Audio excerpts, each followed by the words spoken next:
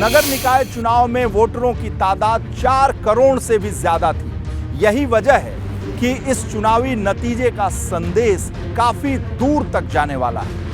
इसे लोकसभा चुनाव से पहले यूपी में जनता के मिजाज का लिटमस टेस्ट माना जा रहा है। यूं तो हर सियासी विश्लेषक के तर्क और अपनी राय अलग अलग होते हैं, लेकिन अगर इसे निकाय चुनाव के नतीजे के बाद की स्थिति को देखें तो इसके सबक पर ही लोकसभा चुनाव का फार्मूला तय होगा। इसीलिए ये नतीजे बेहद अहम हैं।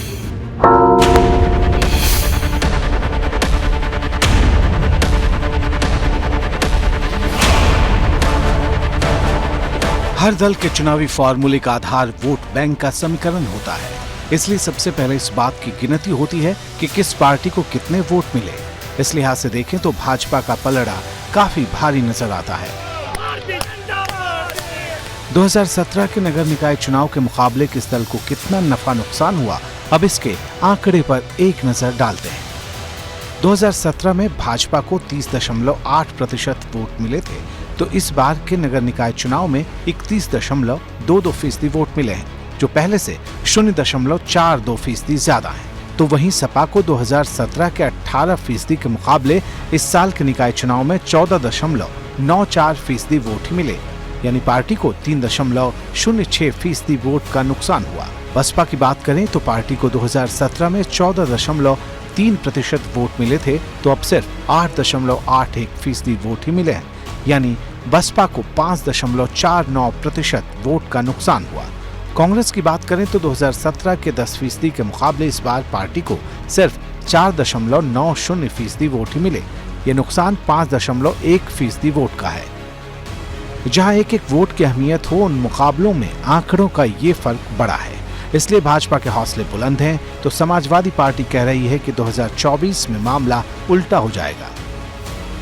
निश्चित तौर से लोकसभा के चुनाव के पूर्व संध्या पर हुआ चुनाव है, तो एक बार जनमत फिर मोदी जी के पक्ष में और योगी जी के पक्ष में उत्तर प्रदेश की खासतौर से शहरी जनता ने भी दिया है। जनमानस में, खासतौर से शहरी क्षेत्र के जनमानस में भारतीय जनता पार्टी की नीतियों के प्रति, भारतीय जनता पार्टी द्वारा किए गए कार्यों के प्रति आदरणीय नरेंद्र मोदी जी और योगी जी के द्वारा मिलकर किए गए कार्यों के प्रति जनता ने जो अपना मैंडेट दिया है, उस मैंडेट को भाजपा स्वीकार भी करती है और इसके आधार पर हम आगे काम करेंगे। समाजवादी पार्टी की बात करें तो उसका अपना गणित है। पूर्ण विराम में हमने आपको शुरू में ही बता दिया था कि किस तरह अखिलेश यादव ने भाजपा के प्रदर्शन का विश्लेषण कर अपने कार्यकर्ताओं और नेताओं के सामने ये साफ करने की कोशिश की कि भाजपा भले ही नगर निगम के चुनाव में बड़े अंतर से जीती हो, लेकिन नगर पालिका और नगर पंचायत के नगर निगम के मुकाबले ज्यादा जमीनी मुकाबले में उसकी हालत पस्त रही। इसी आधार पर पार्टी को 24 से बड़ी उम्मीदें हैं। सबका नेचर, स्वभाव अलग अलग है, लेकिन क्योंकि मतदाता वही होते हैं, ज़्यादातर पार्टियां वही होती हैं, तो आप ये नहीं कह सकते हैं कि जो निकाय चुनाव के परिणाम थे वही लोकसभा के परिणाम होंगे। हर चुनाव का स्वभाव और वोट करने का रुझान जो होता है वो अलग अलग होता है। लोकल चुनाव है, लोकल क्षेत्रीय परिस्थितियों से कहीं कुछ वोट कुछ उम्मीदवारों के साथ जा सकता है। मतदाता किसी के गुलाम नहीं है, उनके लिए समय समय पे विषय होते हैं। कभी म्यूनिसिपैलिटी में कोई पर्सनालिटी महत्वपूर्ण है, कभी कोई मेयर ने बहुत अच्छा काम किया है, वो महत्वपूर्ण हो सकता है। लेकिन जो देश और प्रदेश के चुनाव होते हैं वो नीतियों और विचारधारा के आधार पर होते हैं, किसी को सरकार में लाने और किसी को सरकार से हटाने के लिए होते हैं। सियासी दलों का अपना विश्लेषण पूरी तरह से राजनीतिक चश्मे के आधार पर होता है। वहीं अगर वरिष्ठ पत्रकारों की बात करें तो उनकी राय अलग अलग है।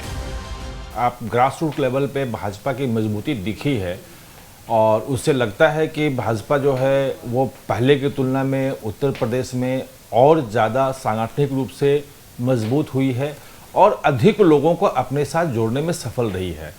तो जो चुनाव नतीजे आएंगे लोकसभा के, उसमें जरूर इसका असर दिखना चाहिए। तमाम बार ऐसा हुआ है कि हमेशा नगर निकाय के चुनाव में बीजेपी सबसे आगे रही, सबसे अच्छी पोजीशन पर रही। अब मेयर के चुनाव ज़्यादातर जीते, लेकिन जो सरकारें बनी वो दूसरे दलों की बनी। तो मुझको लगता है कि जो नगर निकाय के चुनाव होते हैं और जो विधानसभा या लोकसभा के चुनाव होते हैं, दोनों में पब्लिक के मूड में फ़र्क होता है।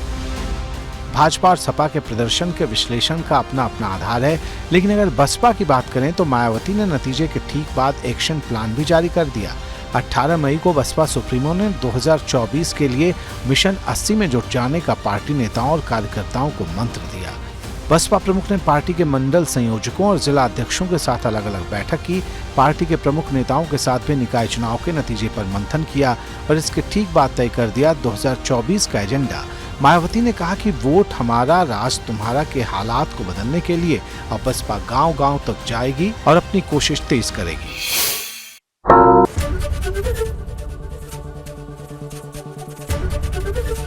एबीपी गंगा, खबर आपकी, जुबान आपकी।